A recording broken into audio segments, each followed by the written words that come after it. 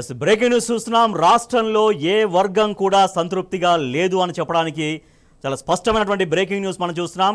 ఏకంగా deputy CM బట్టి Vikramarka chamber ముందే రాష్ట్రంలోని కాంట్రాక్టర్లు అందరూ వచ్చి కూడా అక్కడ బైఠాయించిన పరిస్థితి, ధర్నా చేస్తున్న పరిస్థితి. అధోగతి పాలైన తెలంగాణ ఆర్థిక పరిస్థితికి అద్దం పడుతూ రాష్ట్రంలో పెండింగ్ బిల్లుల కోసం కాంట్రాక్టర్లు ఆందోళన బాటపట్టారు. రాష్ట్ర సచివాలయానికి పెండింగ్ బిల్లుల సెగ తాకింది. పెండింగ్ బిల్లులు క్లియర్ చేసేందుకు 20% కమిషన్లు అడుగుతున్నారని కాంట్రాక్టర్లు ఆందోళనకు దిగారు. సెక్రటరియట్లో డిప్యూటీ సీఎం భట్టి విక్రమార్కను కలిసేందుకు కాంట్రాక్టర్లు తరలి వచ్చారు.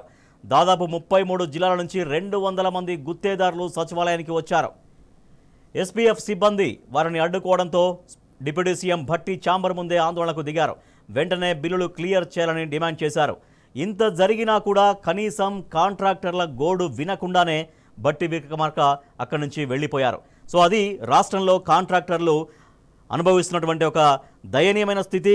దాదాపుగా కాంగ్రెస్ ప్రభుత్వం వచ్చిన దగ్గర నుంచి తమ పెండింగ్ బిల్లులు పరిష్కారం చేయాలి, వాటిని చెల్లించాలని ఎన్నిసార్లు ప్రభుత్వానికి మొరబెట్టుకుందామని ప్రయత్నించినా స్వయంగా ఆర్థిక మంత్రి డిప్యూటీ సీఎం అయిన భట్టి విక్రమార్కను కలుద్దామని ప్రయత్నం చేసినా కూడా వాళ్ళు ఎవరు కూడా తమ గోడును వినే పరిస్థితుల్లో కూడా లేకపోవడంతో ఇక వాళ్ళు నేరుగా సచివాలయానికి వచ్చారు. సచివాలయంలో భట్టి విక్రమార్క ఛాంబర్ దగ్గర వాళ్ళు వెయిట్ చేశారు, కలుస్తారో మనం ఎదురు చూశారు. బట్ భట్టి విక్రమార్క కనీసం ఆ కాంట్రాక్టర్లను కలవకుండానే అక్కడికి వెళ్ళిపోయారు. సో అక్కడ దాదాపు 200 మంది కాంట్రాక్టర్లు రాష్ట్రంలోని 33 జిల్లాల నుంచి తరలి వచ్చారు.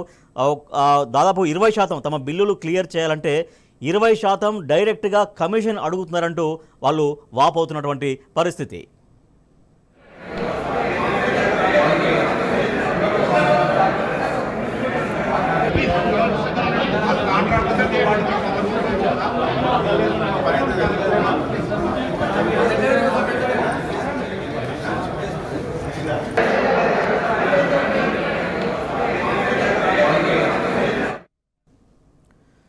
కాంగ్రెస్ ప్రభుత్వం పూర్తిగా అవినీతిలో కూరుకుపోయింది.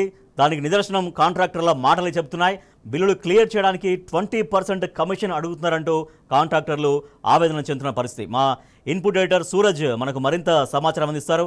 సూరజ్, దాదాపుగా 200 మంది కాంట్రాక్టర్లు అక్కడికి వచ్చినా కూడా కనీసం వాళ్ళ సమస్య ఏంటి, వాళ్ళ సమస్య పరిష్కారం ఏంటి, పలానా టైంలో మేము చెల్లిస్తామన్నటువంటి కనీసం ఒక స్పందన లేదు. డిప్యూటీ సీఎం భట్టి విక్రమార్క దగ్గర నుంచి నేరుగా వాళ్ళని కలవకుండానే అక్కడి నుంచి వెళ్ళిపోయినటువంటి పరిస్థితి. సో కాంట్రాక్టర్ల ఆవేదన, వాళ్ళ మాటల్లో ఏం తెలుస్తోంది? రాజేష్, ఇక్కడ ప్రధానంగా 2 విషయాలపైన దృష్టి పెట్టాల్సి ఉంటుంది. రాష్ట్రం ఆర్థిక సంక్షోభంలో ఉంది, ఆర్థిక పరిస్థితి ఆగమ్య గోచరంగా ఉందని ఒకవైపు చెప్తూనే మరోవైపు బడా కాంట్రాక్టర్ల బిల్లులు క్లియర్ అవుతున్నాయని చెప్పేసి వార్తలు వస్తున్న పరిస్థితి మనం చూస్తున్నాము. బడా కాంట్రాక్టర్ల బిల్లు క్లియర్ చేయడానికి పాలకులు, ప్రభుత్వంలో ఉన్న పెద్దలు ఏకంగా 20% కమిషన్లను కూడా దండుకుంటున్నారు. ఈ కమిషన్లే ఢిల్లీకి కూడా వాటాల రూపంలో వెళ్తున్నాయని చెప్పేసి కూడా ఒక ఆరోపణ స్పష్టంగా వినిపిస్తున్న విషయం తెలిస్తే, ఈ నేపథ్యంలోనే ఇవాళ 33 జిల్లాల నుంచి కూడా చిన్న కాంట్రాక్టర్లంతా కూడా ఇవాళ సచివాలయానికి నేరుగా వచ్చిన పరిస్థితి.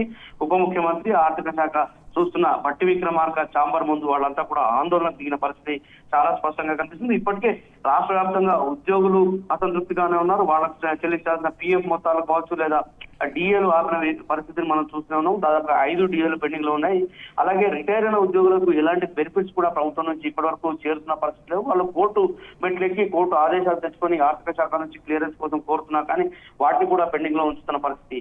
ఈ నేపథ్యంలో ఇవాళ సెక్రటరియట్ లో deputy CM Bhatti Vikramarka chamber దగ్గరికి కాంట్రాక్టర్లు ఆందోళన రావడం అనేది ఒక సంచలనంగా మారిన పరిస్థితి.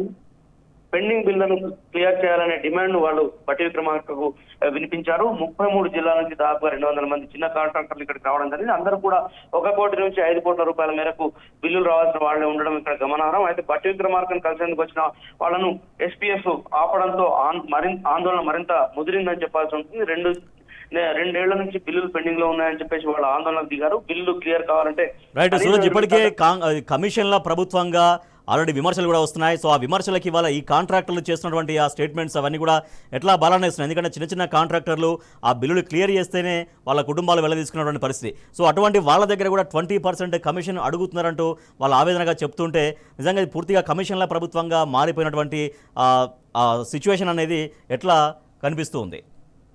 ఖచ్చితంగా ఇవాళ సామాన్యుల నుంచి ఉద్యోగుల వరకు రైతాంగం కూడా అసంతృప్తిగా ఉన్న విషయం తెలిస్తే ఏ ఒక్క వర్గం కూడా రాష్ట్రంలో సంతృప్తికరంగా లేదు.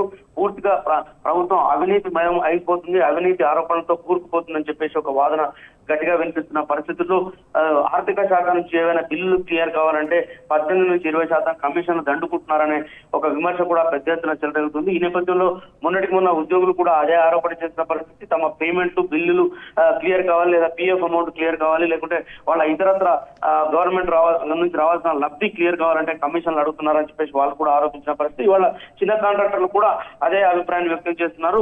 తమ బిల్లులు క్లియర్ కావాలంటే 20% కమిషన్ ను ప్రభుత్వంలో ఉన్న వాళ్ళు అడుగుతున్నారని చెప్పేసి చెప్పడం జరుగుతుంది. అయితే వీళ్ళంతా కూడా 1 కోటి నుంచి 5 కోట్ల వరకు పనులు చేసి ఉన్నారు. ఇప్పటికే 2 సంవత్సరాల నుంచి వేచి చూస్తున్న పరిస్థితి.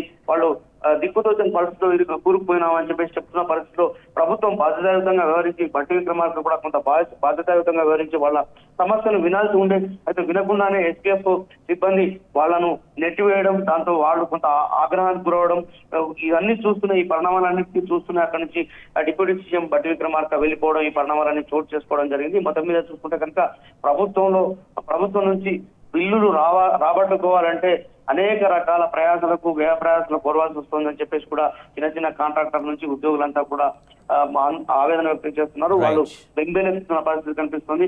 కమిషన్ల ముఖ్యంగా చెప్పాలంటే పర్సెంటేజ్లు ఏవైతే అడుగుతున్నారో ప్రభుత్వంలో ఉన్న పెద్దలు, ఆ కమిషన్ల రేంజ్ చూసి వాళ్ళంతా బెంబేలెత్తున్న పరిస్థితి కనిపిస్తుంది. ఇక భవిష్యత్తులో కూడా ఈ పరిస్థితి మారకపోతే ఖచ్చితంగా ఇది ఒక తిరుగుబాటుగా అవతారం ఎత్తే అవకాశాలు ఉంటాయని చెప్పేసి కూడా అంటున్నారు Raju. Right, thank you Suraj. ఇది పర్సంటేజీ ప్రభుత్వం, కమిషన్ల ప్రభుత్వం అని మరోసారి స్పష్టంగా తెలుస్తున్నటువంటి పరిస్థితి. స్వయంగా కాంట్రాక్టర్లే వాళ్ళు ఆవేదన వ్యక్తం చేస్తున్నారు. మేమంతా చిన్న కాంట్రాక్టర్లము, 1 కోటి 2 కోట్లు 3 కోట్లు 4 కోట్లు ఇట్లా చిన్న కాంట్రాక్టులు చేసుకునే వాళ్ళము. కానీ గత సంవత్సరన్నర కాలంగా ఏమీ బిల్లులు చెల్లించట్లేరు. బడా కాంట్రాక్టర్ల బిల్లులు మాత్రం వెంటనే క్లియర్ అయిపోతున్నాయి. కానీ మా బిల్లులు అట్లనే పెండింగ్లో పెడుతున్నారు. బిల్లులు క్లియర్ చేయాలంటే డైరెక్ట్గా 20% కమిషన్ అంటూ దళారులు కూడా కమిషన్ను ఇస్తే ఆ బిల్లులు క్లియర్ చేయించామని పెడుతున్నారు. ఇట్లా ఒక కమిషన్లా ప్రభుత్వం అయిపోయిందంటూ వాళ్ళు ఆవేదన వ్యక్తం చేస్తున్నారు. ఈ మేరకు ఏకంగా డిప్యూటీ సీఎం బట్టి విక్రమార్క ఛాంబర్ ముందే వాళ్ళు ఆందోళన చేసినటువంటి పరిస్థితి మనం చూసాం.